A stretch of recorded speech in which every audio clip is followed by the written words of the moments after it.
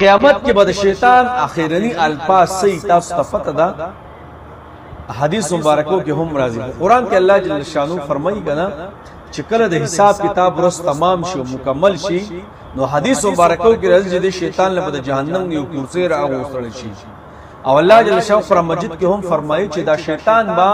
دی خلق ته یو قسم د خطاب کې مفهوم دا آیتونه داسې دي او په کرسي بکینی او سب وای کوم وعده چې الله تاسو سره کړی وي هغه پوره شوی یعنی کوم خلق سره چې د جهنم وعده شوی او کوم خلق سره د جنت وعده شوی هغه ټول پوره شوی او کوم وعده چې ما تاسو سره کړی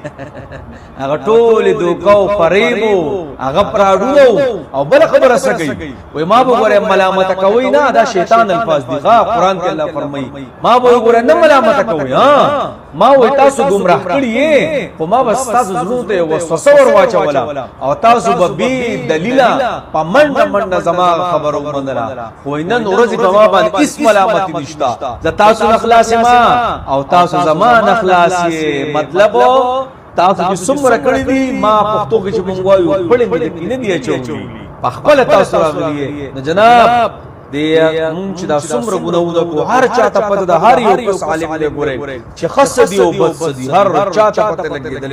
دا حجت ګوره قائم شوی دی چې قیامت مونږ انکار کوو چې مونږ د دې خبرې نه خبر مو په دې انټرنیټ او په موبایل کې او په جنازو کې او په درېم کې او په خطبو کې او مړه پروغو کې هر ځای کې د علما حضرات او دیندار خلک لګیا دي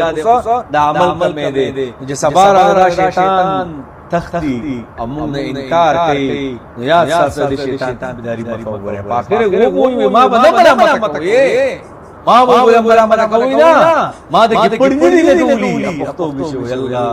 الله دې شیطان تابعداري نه ساتي ډېر ملامت ورسول کله ډېر یو سیټ چې پچا باندې ملا تړي هغه نو وته زګو کوئی د نفسي ورز الله یو محمد رسول الله صلی الله علیه وسلم امتی صلی الله علیه وسلم د شیطان د مرګ